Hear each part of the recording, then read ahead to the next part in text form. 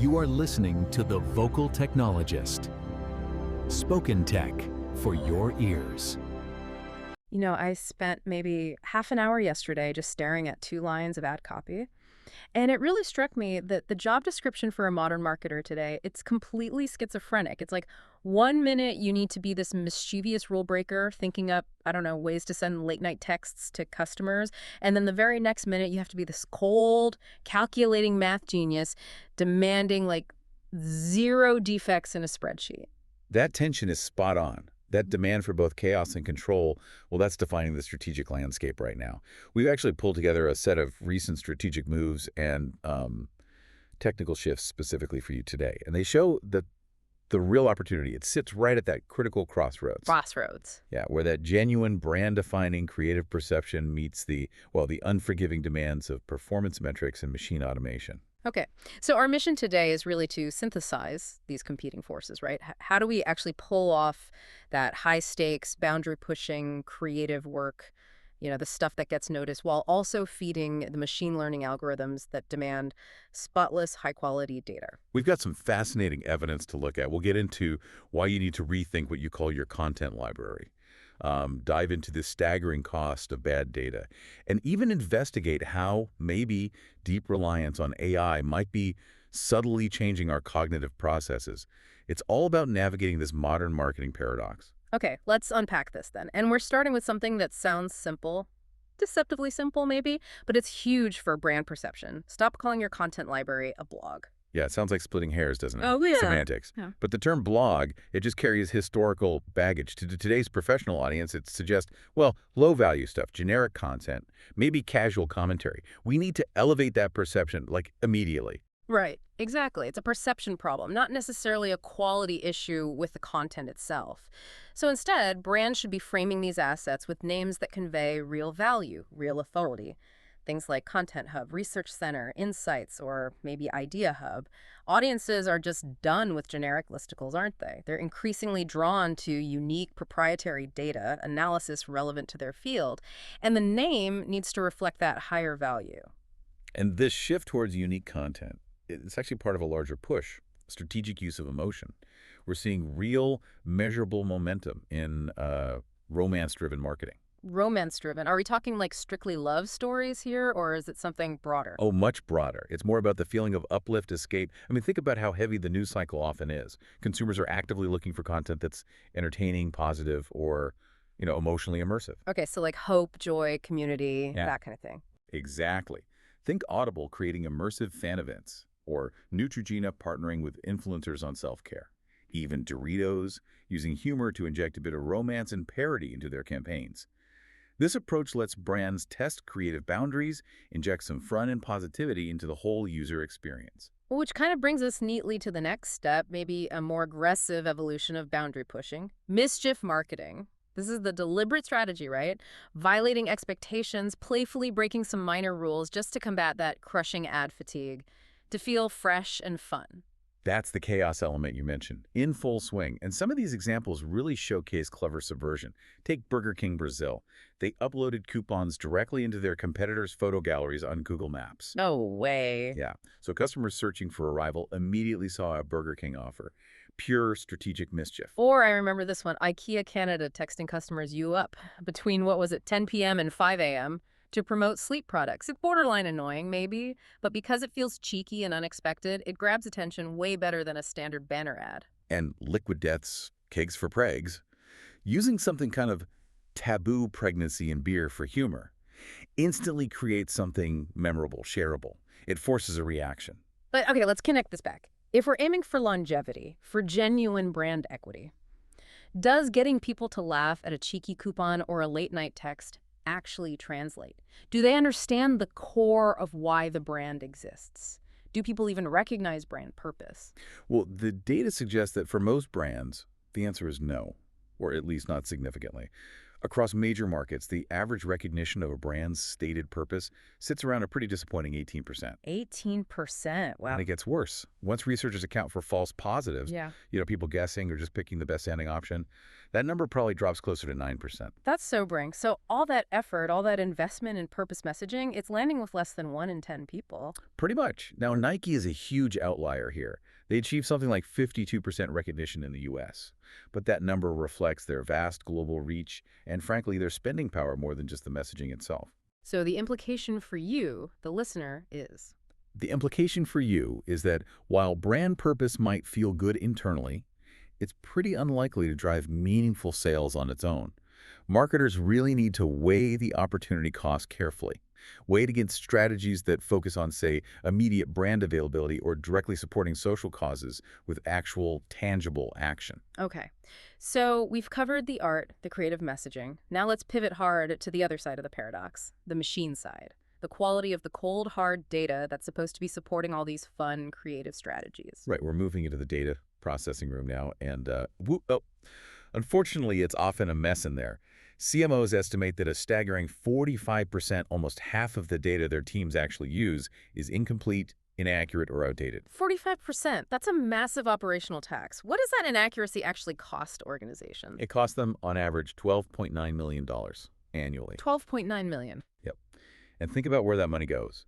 It's wasted ad spend targeting contacts that don't exist or you can't reach.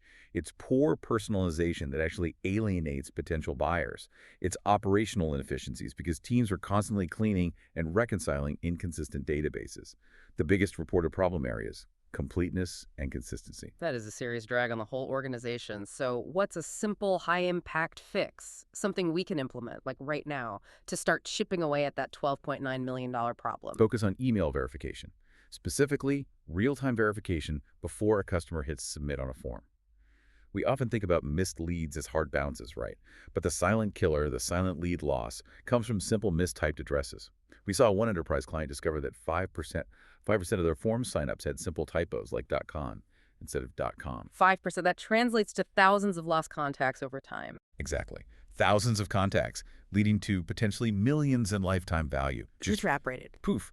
Fixing that validation step immediately cleans up the top of your funnel, prevents database pollution down the line, and recovers money that was basically being burned on acquiring leads that were instantly unreachable. Now, what's really fascinating here is how some cutting-edge teams are using AI to manage this data overload, but maybe in a way that's creating a whole new kind of cost, a strategic cost for the humans running the show. Yeah, let's look at the automation dream team for a second. Companies like Anthropic, they're using specialized subagents powered by Claude Code for high-volume growth marketing. These agents don't just draft one ad. They generate hundreds of Google Ads variations. They have a Figma plugin that can produce 100 social ad creatives at once. Okay, that sounds as automation on steroids. But if Claude is generating that much volume, doesn't that just add to the noise? What's the human filter in that process? That's the key. This system has a memory. It tracks all those previous tests, enabling self-improving ad experimentation. So the machine learns from its own history, constantly refining variables instead of starting fresh every single time. That scale, that self-correction, it's just impossible for manual teams to achieve. But conversely, there's the warning, right? The warning against going too deep down that automation rabbit hole where AI replaces the human instead of partnering with them. Precisely. The push to create these specialized content engineer roles focused solely on mass-producing AI output, probably misguided. Scaled, unoriginal AI content gives diminishing returns fast. It risks search engine penalties for low quality, and, frankly, it's immediately copied by competitors. The real opportunity still lies in originality and quality of the human element, with AI serving purely as a creative partner for speed and variation. AI fluency, that's going to quickly become a baseline skill for all effective marketers, making that highly specialized engineer role kind of obsolete. And that strategic cost I mentioned, it's tied directly to that fluency, isn't it? There was that study. Raises an important question.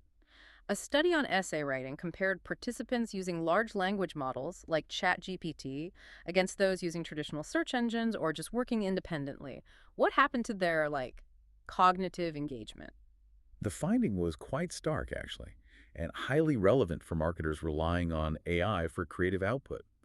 Reliance on the LLM significantly reduced neural connectivity and engagement in the participants compared to the other groups. They showed weaker memory recall of the stuff they produced, and they felt lower ownership of the final work. Wow. So while AI gives you immediate help, boosts efficiency, extended use might unintentionally impair the very cognitive effort needed for the original thinking that AI needs to work with in the first place. It makes us less capable of that high-level synthesis. It's the ultimate paradox, isn't it? The tool that maximizes efficiency might actually diminish the critical human skill of creation over time. Okay, let's shift gears again. Let's look at how the platforms themselves, the battlegrounds, are evolving. Starting with the inbox. How do we get our message seen? Well, for email, specifically Gmail, visibility isn't just about timing anymore. It fundamentally depends on engagement. Marketers must ensure they cleanly separate transactional messages, receipts, shipping updates from promotional messages. If you're aiming for that promotions tab, consistent sender identity, crystal clear calls to action, and specific relevant subject lines are absolutely paramount. And crucially, treat unsubscribes not as a failure, but as useful, immediate feedback. Use it to refine your audience segmentation and preferences. Okay, makes sense. Over on the search side, Google removing that num100 parameter caused a bit of reporting panics, didn't it? Analysis showed, 77% of analyzed sites lost reported unique ranking terms, hitting short-tail and mid-tail keywords the hardest. Yeah, those reports definitely look weaker now for many sites. But the lost visibility, it seems to be largely scraper traffic that relied on that specific parameter for data extraction. Probably not a huge loss of actual customer visibility for most. But it does highlight how technical shifts, even seemingly minor ones, can dramatically alter how we measure success, which incidentally is why we often discuss technical optimizations here on The Vocal Technologist. Good point. Okay, moving to B2B. Measurement there is finally getting smarter, it seems, reflecting the complex reality of how businesses actually buy things. This is a huge shift, yeah, driven by tools like LinkedIn's new Company Intelligence API. It moves measurement away from that traditional individual lead-level tracking, focusing on just one contact towards company-level attribution. It finally acknowledges that buying decisions are usually made by a committee, multiple people, not just the one person who filled out a form. And what was the measurable impact for early adopters? Did it work? Well, yeah. Early adopters reported things like a 287% increase in the number of companies reached and a 43% reduction in acquisition costs. Yeah. It's about prioritizing the whole account, not just the single contact, and seeing the entire buying committee's interaction across the campaign lifecycle. And speaking of B2B buyers, getting them to actually act. They're bombarded with options. How do you create urgency when maybe you're just solving an operational inconvenience? You have to frame the service around issues that have genuine emotional weight. Don't just focus on, say, the inconvenience of old software. Focus on the risk to leadership perception, the threat to the company's reputation, or maybe the fear of being professionally left behind. You build urgency by repeatedly showing the daily symptomatic costs of inaction. You force buyers to move that problem up their priority list right now. We've covered buyer psychology, but what about the infrastructure supporting those decisions? You mentioned the hidden P of marketing earlier. Right. Traditionally, we always talk about product, price, and promotion. But predictive analytics is completely transforming placement into the fourth, highly strategic P, a real advantage. And this isn't just about where you put a product on a shelf anymore. It's about optimizing your entire inventory based on real-time data signals. So we're talking about combining economic indicators, seasonal trends, cultural shifts, all to forecast exactly what products to stock, where, and when. Precisely. The classic example, but it's so powerful, is Walmart predicting storm-driven demand spikes. Knowing exactly how many strawberry Pop-Tarts and battery packs to stock in a specific regional store hours before a hurricane hits, that's placement perfected. It prevents costly overstock or, maybe worse, stockouts. It ensures your big marketing campaign doesn't just fall flat because the product wasn't there when the customer finally decided to buy. Okay, before we wrap up with the final strategic thought, I've got one last counterintuitive tactic. It's about pricing and conversion. The psychological power of the decimal point during negotiation. Ah, yes, that's fascinating stuff. If you use a rounded price, a nice clean number like, say, $1,000 psychologically, it attracts more offers. It increases the likelihood that a potential buyer will try to negotiate down. Right, but if you use a precise price, something weird like $997.45, people feel it's been carefully calculated. They feel there's a reason for that exact number, and they're apparently 77.5% less likely to even try to negotiate. So the tactical recommendation is Maybe start rounded if you want to encourage that initial engagement, get offers flowing, then move to a more precise number during the actual negotiation phase to anchor expectations, achieve a higher final price, and basically stop further haggling. It's applying cold, hard math to behavioral psychology. Which brings us perfectly to our final synthesis. If we connect all these threads, the creative chaos, the data discipline, the precise pricing back to the bigger picture, what's the unifying principle here? Brands absolutely must avoid what's called the tyranny of the OR. The tyranny of the OR. Explain that. Yes. This happens when a brand chooses a single-dimensional strategy. They decide they will be either innovative or they will honor their heritage. They pick one. But consumers, they dislike trade-offs. Brands that tend to fail, maybe like Jaguar struggled for a while, often chose to be primarily heritage luxury, without successfully translating that history into modern, perhaps sustainable innovation. They chose the OR. And the successful brands, the ones that nail it. Successful brands, think McDonald's, Apple, Coke, they deliver paradoxical promises. They manage to satisfy seemingly conflicting needs at the same time. Heritage and innovation, premium and accessible, fast and reliable. The most powerful marketing doesn't choose one side of the paradox. It finds a clever way to satisfy both. That is the perfect strategic distillation of everything we've talked about, from the high-stakes emotional plays of Mischief marketing through that eye-watering $12.9 million cost of poor data quality, and finally landing on this need to embrace paradoxical complexity in our strategy. It really requires marketers to wear both hats, doesn't it? The lab coat and the gesture cap, often simultaneously. Absolutely. So here is a final thought for you, the listener, to mull over as we wrap up.